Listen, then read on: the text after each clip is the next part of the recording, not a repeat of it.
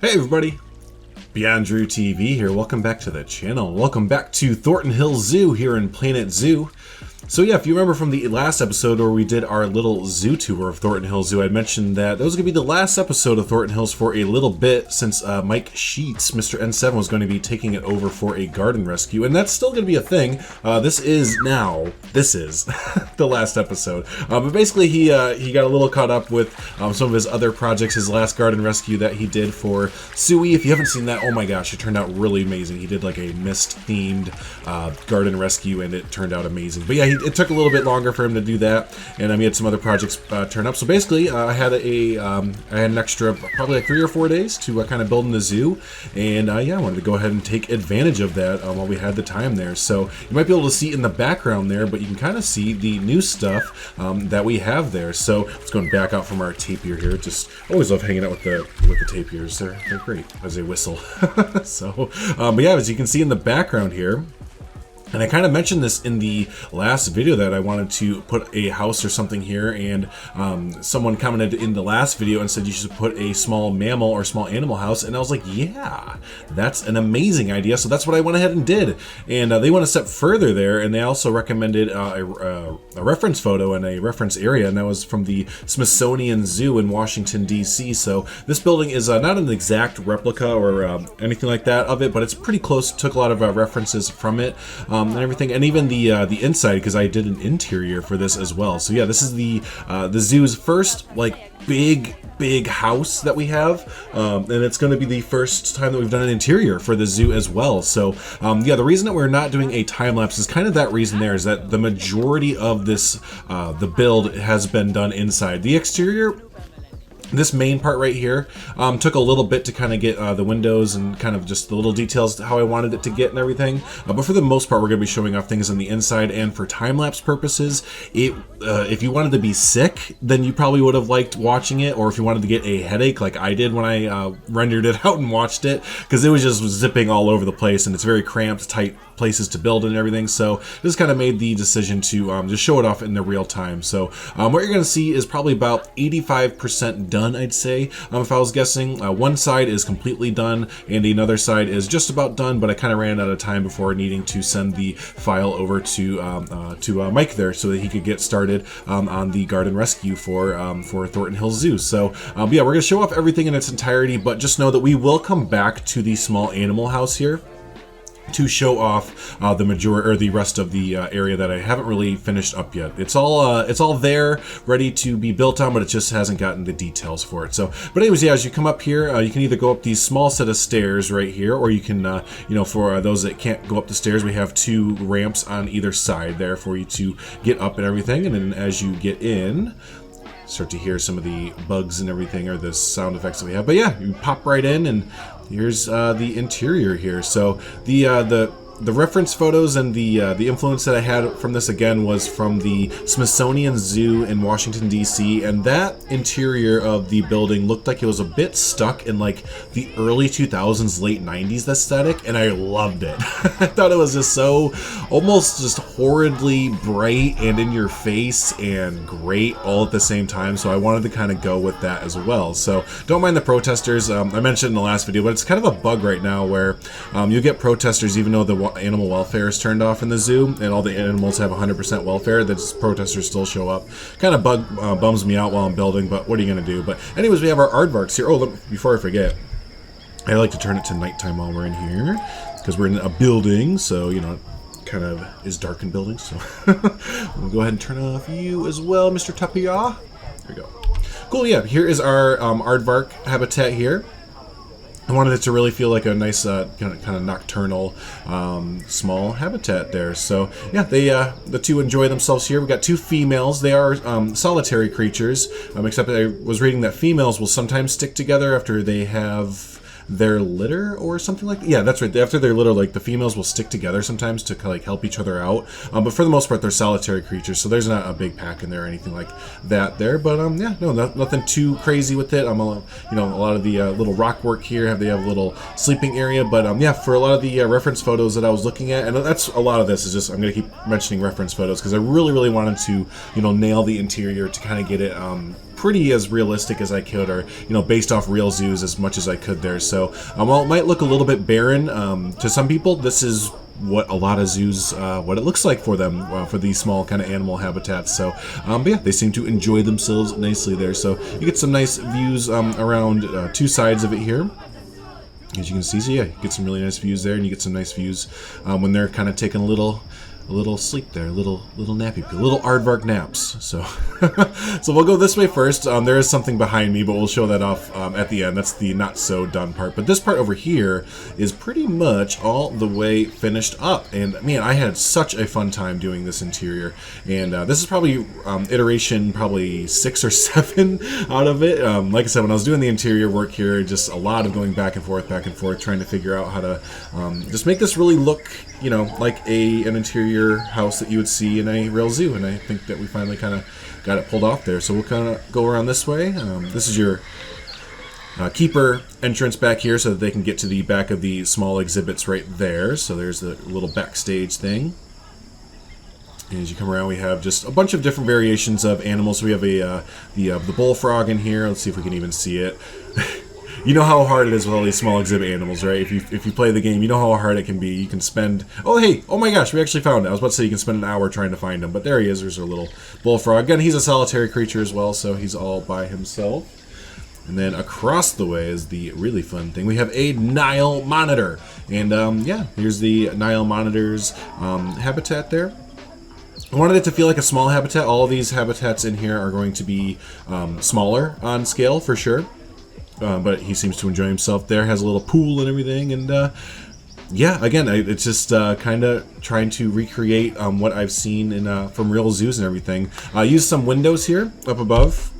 Some people were asking about this in the Bro Nation, but these are the zoo windows, just kind of turned brightly blue and flipped up, and it kind of makes it look like skylights almost. So that's kind of how we did that effect there. Yeah, there is the Nile monitor habitat. And then we have these little doors. I have it on the aardvark habitat as well.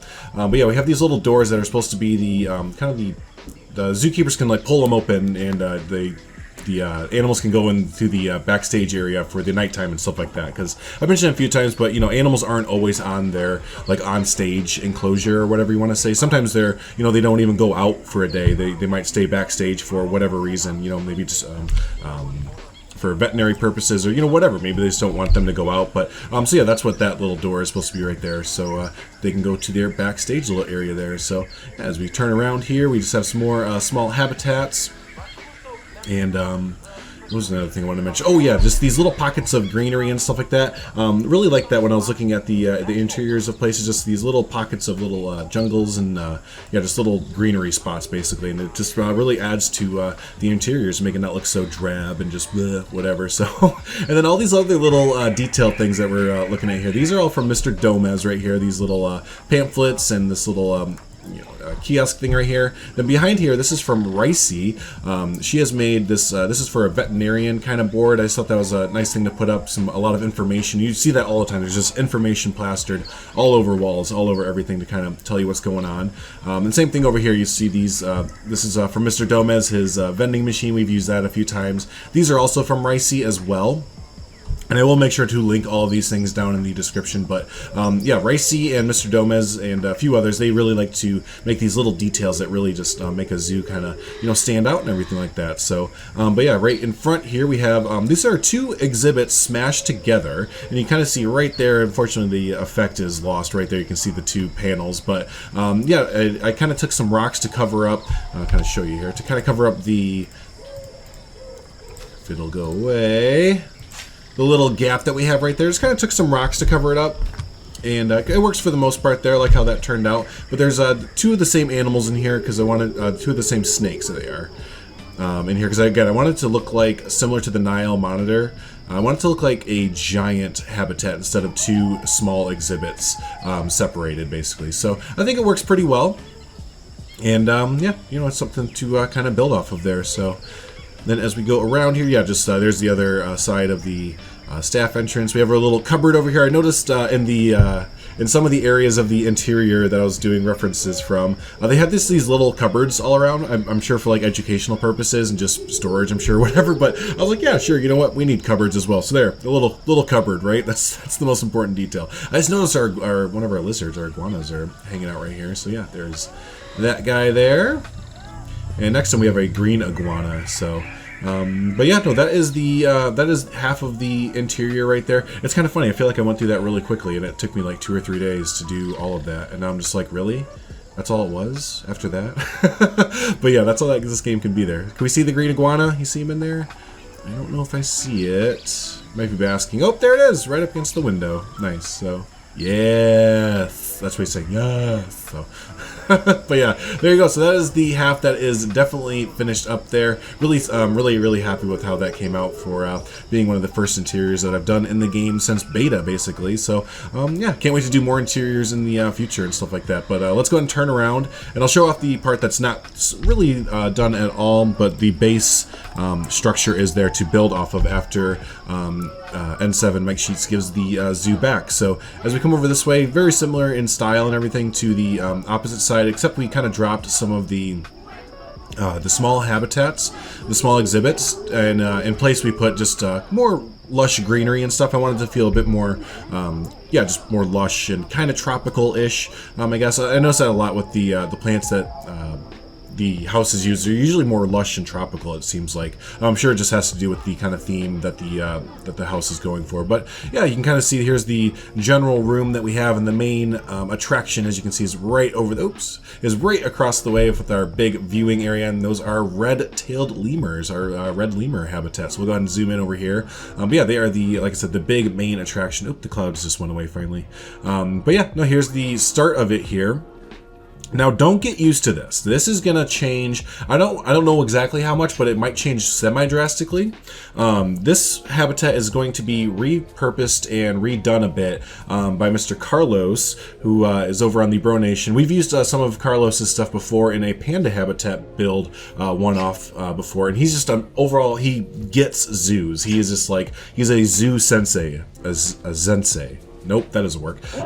But yeah, he just, everything that he builds, it's always just like, wow, dude, that is a zoo, straight up kind of thing. So I posted pictures of this on the Bro Nation Discord, where he's very active, and he's like, hey, I have some ideas. I think I can kind of take what you've started and you know, either redo it or enhance upon it. I was like, for sure, definitely. So he has that this little area right here, so that is going to he's going to kind of be making some changes and enhancements to that there. So I'm really excited to see how that turns out. But you know, I figured we'll still show it off how it looks right now. You know, there we go. So, but yeah, no, overall, that is what we have so far. We won't hang around that area too much since there's not much going on. But yeah, no, what do you think so far of what we have? Again, here's just a quick little look in the daytime of the interior. But yeah, this is our interior there. It was a lot of fun to build, and can't wait to get the zoo back in a few weeks and enhance the second part there and everything. But yeah, what do you think? Comment down below. Let me know. Let me look at the boa constrictor. I got so excited. I just get so excited when I see him, you know, hanging out. It's nice. So, but yeah, no, let me go ahead and back on out here. See the full structure there. There you go. It definitely took up a lot more space than I originally intended. As you can see, we kind of lost. There it is. We lost a building.